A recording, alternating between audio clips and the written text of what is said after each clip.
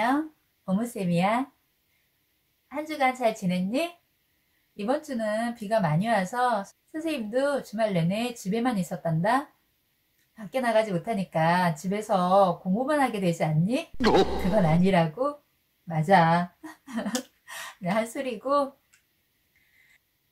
오늘은 화학 반응에서 에너지 출입과의 관계를 공부해보자. 화학 반응은 화합도 있고 분해도 있고 실험도 있다고 했어. 화학 반응에서 에너지가 방출되느냐 또는 흡수되느냐에 따라서 반응이 달라. 그럼 먼저 화학 반응에서 방출되는 반응을 먼저 알아볼 건데 우리는 이것을 발열 반응이라고 해.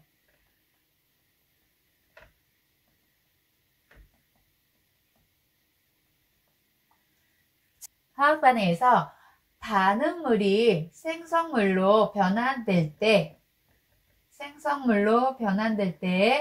즉 열을 방출하는 거지. 열을 방출하면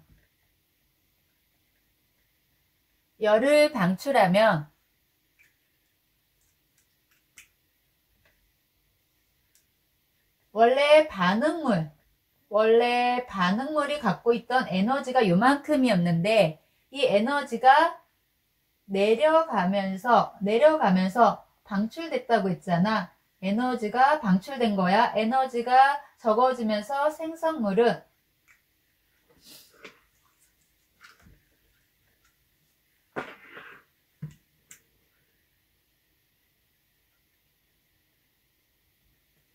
반응물이 원래 에너지를 요만큼 갖고 있었는데 화학 반응을 하면서 열을 방출하는 거지. 열을 방출하는 모습이고, 그러면은 생성물은, 여기가 생성물이겠지? 생성물은 처음 반응물보다 에너지가 작다는 것을 우리가 이런 그래프를 그려서 알 수 있어. 즉 이것은 발열 반응의 그래프구나 라고 이해하면 되고, 이런 발열 반응의 예를 머릿속에 좀 기억해야 되는데 대부분의 화학 반응이 거의 발열 반응이고, 물하고 반응하는 것이나 산소와 반응하는 것 모두 발열 반응에 들어가고, 우리가 초등학교 때 산과 염기에 대해서 배웠을 거야. 산과 염기가 반응하는 것도 발열 반응이고, 우리가 지금 호흡하는 거, 이 호흡도 하면서 무엇이? 열을 방출하게 되잖아. 얘도 발열 반응에 들어가. 이렇게 발열 반응은 좀 많이 있으니까 물이나 산소 또는 산과 염기, 특히 호흡은 무엇에 들어간다? 발열 반응에 들어간다. 이 예를 좀 머릿속에 기억해야 될 거야. 그래, 즉 반응물이 열을 방출하면서 생성물로 변환됐으니까 이 열을 방출하면 주위는 열이 어떻게 될까? 여기가 주위라고 하면은 주위 온도는 올라가게 되겠지. 그래서 우리가 호흡을 많이 하는 사람 옆에 딱 있으면은 그 열기가 막 느껴지잖아. 아닌가? 그래, 어쨌든 그게 주위 온도를 막 높이는 주위 온도, 즉 산소하고 반응해서 어떤 것이 불에 타고 있어. 그럼 주위 온도가 어때? 덥지? 즉 주위 온도는 올라가는 그런 주위 온도가 올라가는 그런 경우인 거야.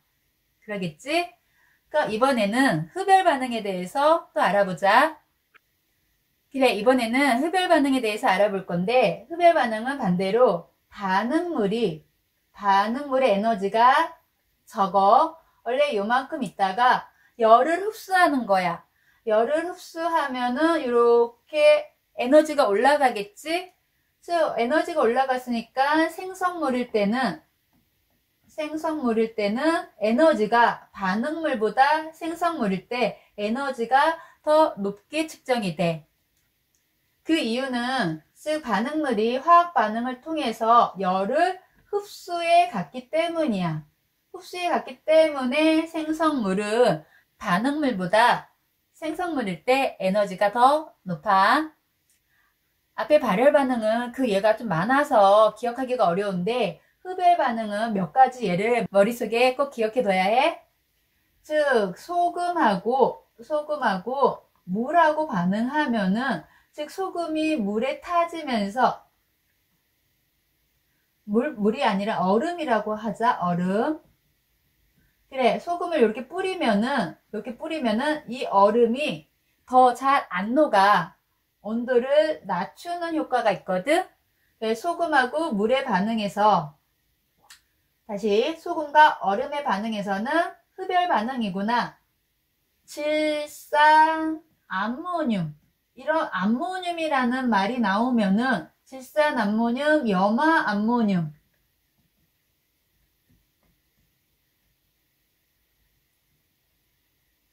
질산암모늄, 염화암모늄, 이렇게 암모늄하고 반응하는 애들은 흡열 반응이구나.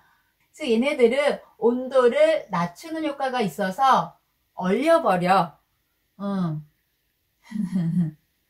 얘네들은 조금 얼리는 효과가 있어. 얼리는 효과가 있다. 그럼 흡열 반응이구나 라고 기억하면 돼. 그리고 중요한 것은 광합성. 우리가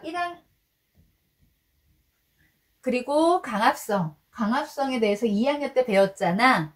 즉 강합성이란 물하고 이산화탄소와 빛 에너지가 있으면 에너지를 흡수해서 포도당 같은 화합물이 생성되는 것이 광합성이라고 배웠잖아.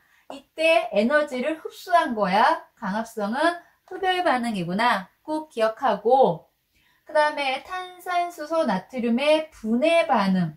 분해라는 것이 있으면 무엇을 분해하기 위해서는, 어떤 반응물을 분해하기 위해서는, 분해해서 생성물로 만들기 위해서는 그 반응물이 에너지를 흡수해야 되구나. 탄산수소 나트륨 같은 경우 분해하면서 열을 흡수해. 그러면은 중요한 거, 주위 온도는 또 여기서 어떻게 될까? 여기서의 주위 온도는 흡수해 버렸으니까, 반응물이 주위에 열을 흡수해서 가져갔으니까 주위 온도는 내려가는 게 맞겠지? 그래, 발열 반응에서는 주위 온도가 올라갔어. 흡열 반응에서는 주위 온도가 내려간다는 것도 기억하자. 우리 실생활에서 이런 화학 반응을 어떻게 이용할까? 아까 발열 반응에서 설명했듯이 연소 같은 거, 즉 발열 반응이잖아. 그때 주위 온도를 따뜻하게 해주는 거 발열 반응이겠지. 그리고 선생님은 겨울에 필수품이 손난로인데, 이 손난로도 화학 반응의 예로 발열 반응에 들어가. 그치? 열이 나온다 싶으면은 다 발열 반응이고, 그럼 주위 온도가 높아지는 효과가 있겠지? 그리고 흡열 반응은 그 예가 별로 없는데, 하나 예를 들면은 냉찜질팩, 그 안에 암모늄 같은 것이 있어서 계속 얼려 있게끔 하는, 그렇게 흡열 반응이 있는 예란다. 발열 반응 예 중에서 설명하지 않은 게 하나 있는데, 염화칼슘의 제설제, 이 염화칼슘의 제설제도 뿌려놓으면은 눈 같은 것을 금방 녹게끔 해서 미끄러지지 않게 하는 효과를 보기 위해 우리가 사용하고 있는 예란다. 이것도 발열 반응이야. 이렇게 오늘 화학 반응에서의 열처리 관계를 배웠고, 다음 시간에는 2단원 나가기로 하자. 오늘도 영상 보면서 공부하느라 정말 수고했고, 공부할 때는 적당한 쉼도 필요하다고 생각하거든. 조금 쉬었다 공부하고 열심히 공부해서 앞으로 보는 시험에 꼭 100점 맞았으면 좋겠어. 화이팅! 오늘도 좋은 일만 있길 바랄게.